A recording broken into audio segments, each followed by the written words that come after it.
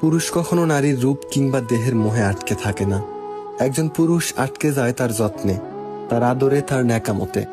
তুমি যতই সমাজের চোখে অসুন্দরী হও কিংবা সুন্দরী হও, যদি কোনো পুরুষ একবার বলে ভালোবাসি তোমাকে, তোমার রূপ নয় তোমার মনটাকে ভালোবাসে, তবে বুঝে নিও সেই সুন্দর মুহূর্তে তুমি তার চোখে পৃথিবীর শ্রেষ্ঠ সুন্দরী।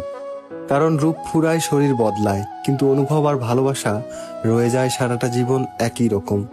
তাই যদি কোনো পুরুষ বলে যে ভালোবাসি তোমায়, বড্ড ভালোবাসি, তাহলে মনে রেখো যে সে তোমার মনটাতে আটকে গেছে, সে তোমার ব্যক্তিত্বে আটকে গেছে, সে তোমার সুন্দর হাসিতে আটকে গেছে, সে তোমায় ভালোবেসে ভালোবাসায় আটকে গেছে।